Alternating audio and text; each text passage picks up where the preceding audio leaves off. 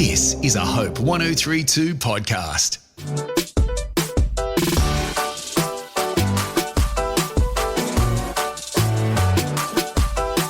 Hello, welcome to Undistracted. I'm your host, Laura Bennett, and this is the podcast where we learn from our guests how to be better at building our lives with intention around our passions, our purpose, and dealing with some of the stuff that can get in the way of that. If you could take a pill, some kind of medicine that would cure you of life's ails, loneliness, addiction, worry, would you do it? Aussie businessman and author of No Other Success, Jim Penman, is best known as the founder of Jim's Group, a franchising company that specialises in everything from lawn mowing to cleaning, pet grooming. Over 36 years in business, Jim's learned a lot about the ideals of success and, importantly, why he subscribes to a life that puts family and faith first. He's also been focused on researching how to, quote, cure, in some sense, the downsides of the human condition. Jim is here to speak to us about what he thinks making our hearts unwell and why he wants us to rethink success. Let's welcome Jim to the show.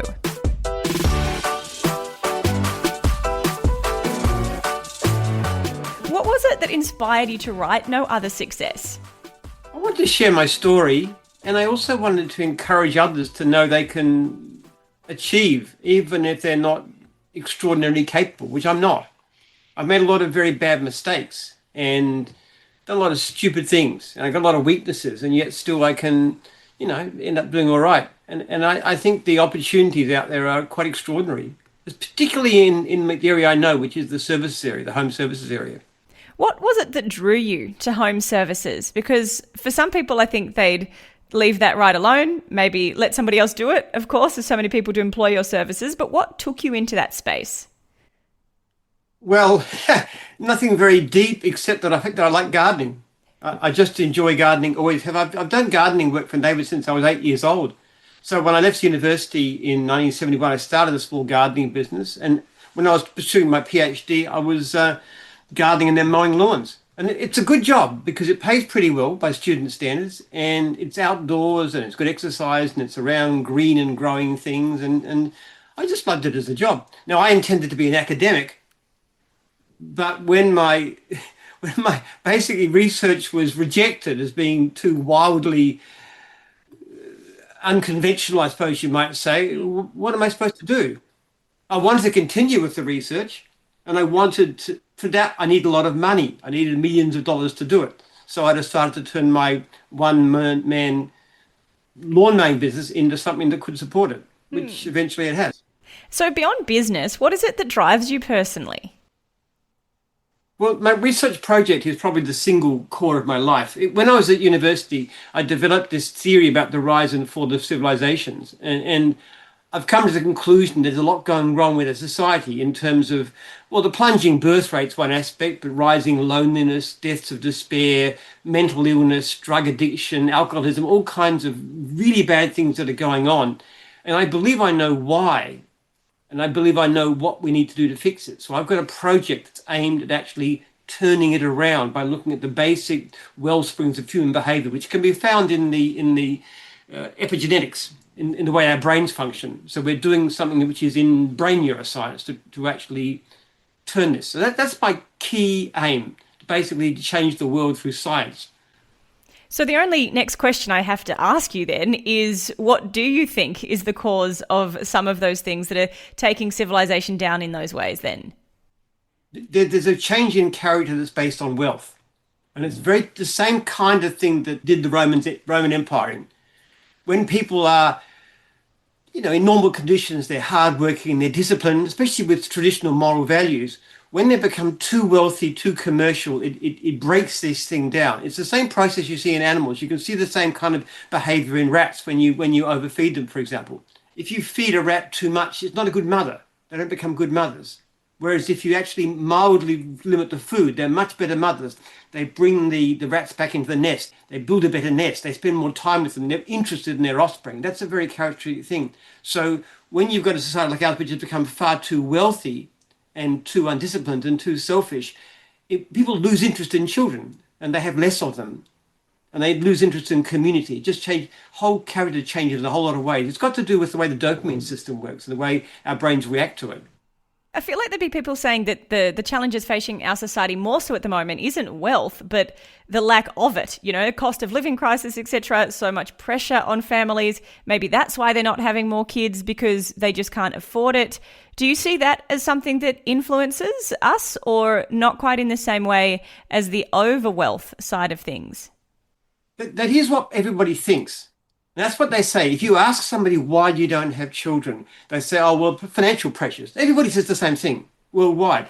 So what governments have done across the world is they put an enormous amount of money into subsidies and helping people to have children. They do it in Russia, they do it in Japan, they do it in Taiwan, they do it in China, they've done it in Australia. Now, all these projects, Hungary spends 5% of its entire GDP on just trying to promote births. But you know what the effect is? Virtually nothing. The most you'll get is a very slight upturn in the birth rate, which is still way below replacement level, which is 2.1 children per woman. And across a lot of the world, it's about 1.6 in Australia, East Asia 1.1, down to 0.7 in South Korea.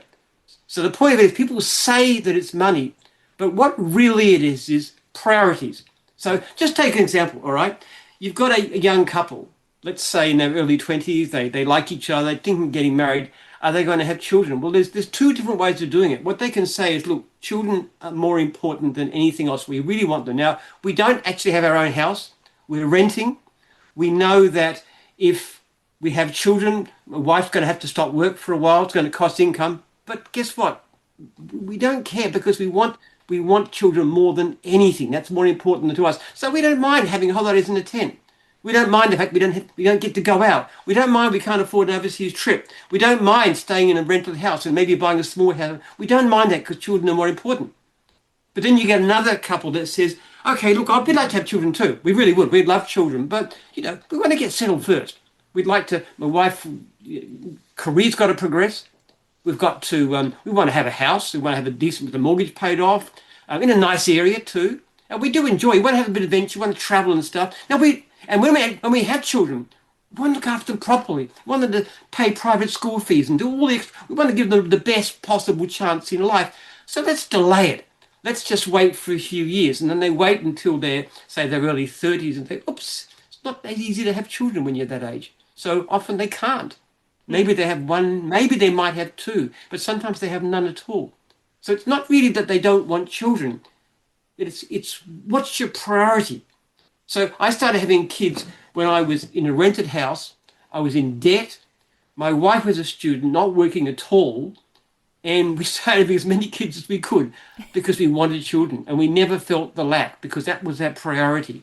And that kind of attitude goes together.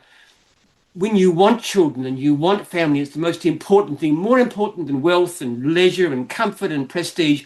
That tends to go with people who are regular churchgoers, people who've got more traditional values, people who have a sense of community, people who live for other people more than themselves. It goes together, and we're losing that. What is the personal experiences right now that is making you reflect so deeply on the need for family and that sort of bigger purpose alongside life? I've always had this. I've always been concerned. I had a suspicion from way back that we're heading into trouble. There are many signs of it. The reasons I told you about, rising levels of mental health, deaths of despair, breakdown of community, this sort of toxic individualism, the loss of faith, the loss of everything that makes worthwhile, look at it as a purpose. And what you can also see too is a decline in the work ethic. And you can see that's clearly in attitudes. What is important to you? Now, back in, say, 1976, they asked people, what is most important to you? What are your priorities in life? You know what number one thing was? Marriage and family. Now, if you ask the same question to young people, the same age in recent times, that comes to about number 4, wealth, success, leisure, money, way down, family. And so one other thing you'd find too is that back in the past, people thought having a worthwhile job that meant something was more important. Guess what? Today, they want a job that is based on, got lots of leisure, you're not going to get fired, that produces enough money to be comfortable. That's my priority, not the work itself, but what you can get from it. And what that's doing is it's reflecting a decline in the work ethic. People are interested in jobs only for what they get, not for what they can put into it. And that is actually causing problems with productivity. Are there any positives, though, that you see, perhaps playing devil's advocate a little bit here, in a society that says that marriage and family aren't perhaps quite as important as they once were, and, to look at what a job can bring you, for instance, for somebody that might be in a situation where they're later in life, marriage and kids hasn't happened, or there seems to be like there's an opening of options, I suppose, where in the past it was very much, this is the one track, this is the way to do things, this is what success looks like. Do you see there as positives to a society that's not looking at success in such a rigid, traditional way? Well, it depends what your priorities are, what your values are again. But I'd say the problem with that is that it's actually not making us happier. You could say, yes, I've been reduced from the rigid requirements of the past where I was supposed to get married and have a family and stuff. Okay, well then why aren't you happier? Why are people dying more often? Levels of suicide have been rising steadily for decades. The lowest level of suicide of all, going back way into living memory, is back people who were born in the 1930s during the Great Depression. And every year since then, the rate of suicide of people who were born in subsequent years has been going up. And things like drug addiction, for example. Now, why would a person take drugs? Why would they die of alcohol poisoning? Why would they commit suicide if they're so happy? Why have you got rising level of people just so distressed and happy about life? If these are such great changes, then why aren't people happy about it? Because the assumption is they would be. So in the past, you were bound. You were not supposed to have sex outside marriage. It was quite difficult. Now everybody can do it. So surely you'd be happier. But you're not. Because what studies have found is that there are certain things that relate to happiness. Now people think the main thing is money, but they're quite wrong. Past about the median Australian wage, income has very little to do with happiness. Slightly increased. What actually makes a difference? Okay, being married, very high. Regular attender of church or some religious, that doesn't matter, synagogue, mosque, doesn't matter what it is. Being involved in the community, having close ties, having friendships, having people that you can call on. Ask a simple question. If you had an emergency in 2 o'clock in the morning, who could you call on that you would comfortably expect will come to your aid? Okay. Now, if your answer is no one, you're in problems and you're less likely to be happy and healthy mentally and physically. And if you ask that question, less and less people would say that they wouldn't have anybody. And there's fewer and fewer. Community ties are gone. We are not built to be selfish, lonely individuals. We are built to live in community. That's the way God made us, to put it in a religious sense, which is what I believe in. I know it sounds strange, but that's the science. And I think I have actually read that once your income hits about 70,000 Aussie dollars, there's sort of the happiness cap. Like it doesn't, perhaps what you can buy, obviously, or what you can do may change, but the happiness has a sort of ceiling, I suppose, on how much happier it makes you. But as somebody yourself, yes, Jim, you've been able to obviously create and build such a successful business yourself in many ways. Is it something you've learned personally, having reached some of those very mainstream measures of success, if you want to put it that way? Is it a personal lesson you've learned that it doesn't make you any happier? That hitting certain wealth brackets hasn't changed you in the ways that you maybe thought that it might? But Lauren, no, I have never had the idea to become wealthy. Until I failed my academic career, I never had any idea of making money. And I still live very simply. If I was to show you, for example, my boots, this boot here is $25 from Kmart, all right? I live very simply. If I have fun as an exercise, I don't like travel. I've bought my first new car in my whole life about 3 years ago because I wanted electric, but I spend very little, live very, very simply. Look, what they said about money is interesting. People think that the way to spend money to be happy is you've got to have more stuff that's impressive. I've got the best car, the biggest house, the best holidays I can boast about, and I'm better than you. And that's going to make me happy. But the problem with that is there's always somebody richer than you. It's competitive. As Theodore Roosevelt said, social comparison is the thief of joy, which is why social media doesn't make you happy either, because it's all about comparison. You know what they say? And this is a scientist again. They say, if you want to be happy, buying stuff has very, very limited effect, especially when it's about competition. That's really, if you want to spend it to make yourself happier, then experiences are better, okay? Have time with your family and your friends. Go out for dinner, spend time together, community. But you know what the number one way to use money to make yourself happy? Give it away. Give it away to a cause that you're involved with. I don't mean an anonymous check. I mean something that you really believe in and that you're part of. Now, this research program that I run is an incredible source of satisfaction. It's a really sense of purpose and meaning. Now, yesterday, I had lunch with Terry, the head of my research program. We do it every fortnight and just catch up and talk what we're doing, and we design new experiments and we look at all the things that are going on. That is, to me, an enormous source of satisfaction because I'm doing something that has real value and purpose, and I don't spend money on display. Now, that is a recipe for happiness. What are some of the daily habits for you that keep relationships, the meaningful friendships, the meaningful ones with family at the centre? Well, I'm incredibly fortunate that I'm married to the most wonderful woman in the world. If I did good work for 1,000 years, I could never deserve my wife. She is just absolutely amazing in every possible way. Not that it's smooth sailing. She's very fiery like me. We have huge arguments at times, but I absolutely crazily love her. I find her the most gorgeous woman in existence, which I know she's good looking, but honestly speaking, I'm a little bit biased, obviously. I love seeing her. You know, we've been married 24 years and I just love to see with her. I love to touch her. I like to be with her. I want to sleep close to her. I want to spend time with her. That's big. We also have wonderful children. I've got 10 kids. Wow. And that is an enormous source of joy. I've got wonderful children. I see them and I see my grandchildren. I've got 6 so far, and I'm sure there are going to be more. That is a wonderful source. I'm active in my church. I actually coordinate a thing called a life group where we meet together regularly and we have church and we have lunch afterwards and stuff. And I've got friends like that. And then I've also got social contacts at work. So I'm an introverted person. I'm not life of the party type person, but I have very close, meaningful bonds with important people. That is really important. And I consciously work on that too. You know, like being involved in my church was a conscious decision. I want to serve. How can I serve in a way that helps church community, other people, but also serves me and my wife? So I deliberately do things. And other times I've got meetings together. I gather people together, do things, or I ring up and connect with people, for example. I've got a friend that I see just every now and then, just catch up with him, ring him up, say, I'd like to have lunch, this kind of thing. Yeah, so there's many different sort of touch points there. Have you ever been tempted, though, to put work above family and then sort of been pulled back, or have you not had that inclination?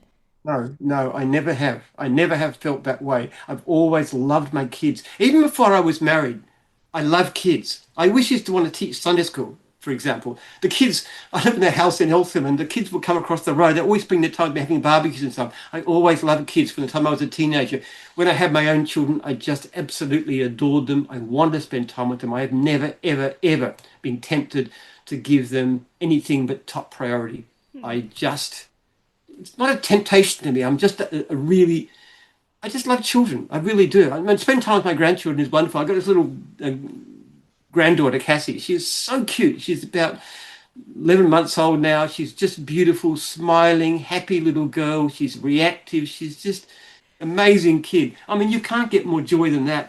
I wish I could keep her. Right. So you were made to be a dad, made to be a granddad. And I know there'll be it's nice that you have not felt that sort of pull, I suppose, away from these things that are important to you. But there is undoubtedly people where ambition is something that is just so captivating, or, you know, that next kind of zero on the end of their wage matters so much. How can you recognize when ambition is costing too much? No other success can compensate for failure in the home. That's the key metric that I go by. It's a very wise saying. My new book is actually called No Other Success, and it starts with anecdote like that. I don't know. I'm ambitious. I'm obviously ambitious. Nobody has 5,500 franchisees without ambition. But I've just never considered it more important than my family. I just don't, and I just can't. I don't know. I don't think I'm particularly workaholic. My wife says I am because, you know, I do emails all times, day or night. But if I've got time there, you see, for example, I take my son to school and I pick him up. So every day I get to talk to him for about, on average, 40 minutes. And he's a great kid. He's a 16-year-old. We have great conversations. So I just find the time. Look, I don't divide my life into work versus non-work. I divide my life into worthwhile and not worthwhile. Now, there's things I could do for my work which aren't worthwhile. Well, don't do them. Get somebody else to do them. Somebody. But there's things that aren't actually part of work that are really worthwhile. My kids, my family, my wife. I just don't have the same kind of metrics. I just admire people who can make that balance. And it's very difficult. As Jesus said, what's the point if you gain the whole world but lose your life? You've just got to look at what's important. And to me, purpose, family, children, your life has meaning from those. And just piling up money doesn't. Look, I made a decision last year that's actually dramatically cut my own wealth. What I did is I put a clause in all my new contracts that says that the majority control of Jim's group cannot be sold without the written consent of a majority of franchisees. And the reason I've done that is even because I don't intend to sell Jim's group. I never would. After I'm gone, the horror, the nightmare I have is that somebody comes along, buys Jim's group, like someone like some corporate vultures like Retail Food Group, and says, okay, how can we rip these people off? How can we get the most money? And they would. They would get a lot of extra money. There's all kinds of ways to do it. And then they would destroy lives and destroy people. I find that so horrifying that I put this clause in my contract, and I also want to put a directive, the board in place that says my franchisees are going to elect a member of the board to protect their interests. Because to me, that's also part of my purpose, looking after my franchisee. Now, my CFO at the time said to me, Jim, you know, if you do that, you're going to dramatically cut the value of your business. And I said, good. Because that's not what I'm after. I'm not after the extra dollars, I'm not after that. Look, people think I'm actually corrupt, which I'm not. I make a pretty good income. Now, Jim makes about $8 million a year, to tell you the truth, which is not bad. The great majority of my actual income goes towards my research, which is where it should go. And I also spend some money to help my children get houses because it's expensive and it's very difficult these days because of outrageous zoning laws. That's important too. So I look after my family, but we don't live that much. We live well. My son, 16-year-old, he works at McDonald's, which is fantastic, and he's learning things and he's growing. And they've all had jobs. They look after themselves. They pay their way through university. We get a bit of help with accommodation, but generally speaking, they're on themselves. But they've got good work ethic. They don't rely on the bank of dad to do anything except in the sense of buying a house, because that is really outrageously expensive. It is expensive, and I suppose what you're talking about there in part is developing the character side of life, not just the financial side. What are some of the character traits that you think are most essential for us to develop today, whether it's for us individually or for those that have children, for kids to pass on? What character traits are important? Well, to me, being a good parent is probably the single biggest thing I could say. Is, are you a good parent? Are you a loving parent? Are you a parent that can establish discipline? Are you doing God's given tasks, whether you believe in them or not? Like, just as an example, one of my daughters recently had this little baby, Cassie, that's theirs. Now, Sarah is a psychiatrist. She gets paid pretty well, but she works part-time. She only just got back to work. Her husband, who's a school teacher, works 4 days a week. Now, I really, really admire those priorities. They could make a lot more money if they actually went out working like anybody else, because psychiatrists get paid really, really well. She's a top income earner from that point of view. But it's not a priority. Cassie is the priority, and there's going to be another one coming soon. I sincerely hope and expect, and they desire it. So that's, to me, that's just great. My oldest son, actually, he's got 3 kids so far, and he's wonderful. But he's very successful. He works for Google. He's incredibly brilliant, much smarter than me. But he's a great father, and he's a great husband. He's a good man. That's the main thing. I would say number one. I'd say, are you a member of the community? Do you care about other people? Do you care about friends? Do you care about the wider society? Are you connected? Are you a good person in that sense? And I also think it's really important that you care about the work that you do, that you're involved in your job. I think that just to do a job because it's a way of making money is a terrible way to live. Find something that you can enjoy, and then put your heart and soul into it, and really try hard to create something worthwhile, to develop the financial side of the community, because that's important too. Our wealth depends on that. So those are the kind of things. And people should be not extravagant with money. My kids tend to be very good savers. That's one thing. My 16-year-old, he's got about $10,000 in the bank. just from part-time work and saving up and investing and stuff. Learning He's good going to be a principles polluter. young. But I'm thinking But though, for the couple that maybe doesn't have kids, maybe it just hasn't happened, they're not able to, whatever it may be, or, the person who's single who doesn't necessarily hear themselves in this conversation, where do they fit in your idea of success, in your idea of prioritizing family and purpose rather? Where does that person fit who maybe doesn't have children or isn't in a relationship? It's all about purpose. It's all about having a purpose in life. Being a parent, being a husband or wife, is a sense of purpose, but also being an active member of the community. Look at someone like Mother Teresa of Calcutta. This is a woman who never had any children, was never married, and lived an amazing, wonderful life helping people in poverty. Somebody once said to her, "Don't you ever feel despair because the level of poverty that you see is so much worse than anything that you can possibly even dent?" And she said, "God didn't call me to be successful, only faithful." That sense of purpose, of meaning in life is what really counts. Now, if you can exercise that through family, that's wonderful. But there's a lot of very amazing people who can't do that, or it's not their bent, but they serve in many other ways. Like a lot of the Catholic clergy, for example. I know there's some bad eggs in that. A lot of people give very dedicated, unselfish lives, and the great majority do. And they're good, decent people who really care about the community. To me, that's a success. How does legacy play into this for you now? Clearly you think about what happens to Jim's group, when you're not here to lead it. But when you're thinking legacy, what is it that is, I suppose, top of mind for you? I got 3 goals, Laura, as I said. My research, something that would change the world. Now, whether I'm known for it or famous for it, I don't care. That's not the point. But I want it to happen. I'm very worried about the society. I talk about my family, my children, my grandchildren and their children. That's incredibly important to me too. That matters more. Whether I'm remembered or not doesn't matter. What are they like? What kind of people are they? Are they good people?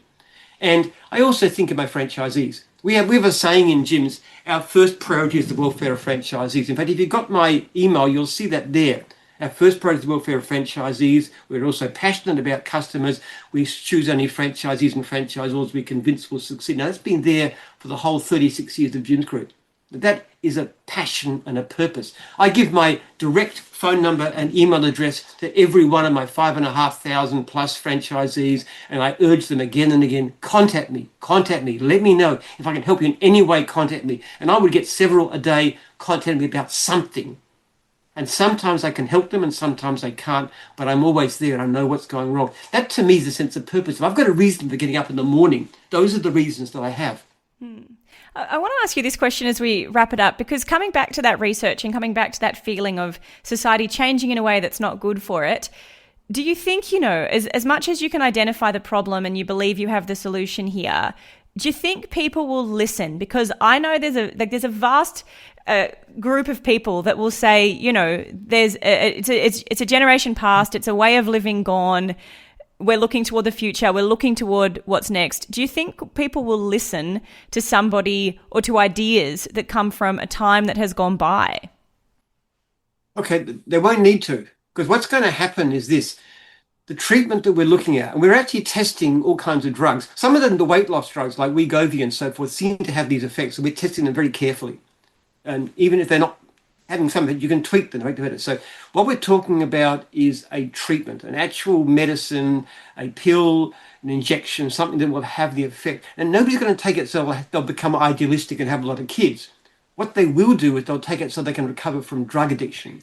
They can get over their alcohol addiction. They can get over their sexual addictions. They can get over their depression, their anxiety, their sense of purpose. They'll take it because it'll make them feel better and more positive. It's like, look, just a case of a young man that I heard of. He was a drug addict and he was suicidal. And there was one time when he was so desperate, he was just on the verge of taking his life, and he rang up his suicide helpline and he talked to this lady, and she just guided him and taught him what to do and just got him through that process. And then after that, he started going to church. He became a Christian and he became a pastor of that church. And his whole life turned around because he found some real purpose and direction. Now, what was interesting is he met a girl and married to the church. And after a while, he said to her, as a pastor, I would like to work with drug addicts. And she said, why would you do that? And he said, well, it's something you don't know about. But before I met you, before I started coming to church, I was in that situation and I almost killed myself. And in fact, if it hadn't been one night when I rang up this suicide helpline and got directions, and then she said, yes, and I told you to so-and-so, so-and-so. And it was her, it was his wife who did it. Wow. His life was turned around. His life was changed to misery and despair and being trapped in this cycle. There's something that was great and wonderful. Now, if we can produce a medication that will help people to live better lives, they will clamber over each other to have it. And in the process of healing their own hurt and their own misery and their own anxiety and their own weakness, they will remake society.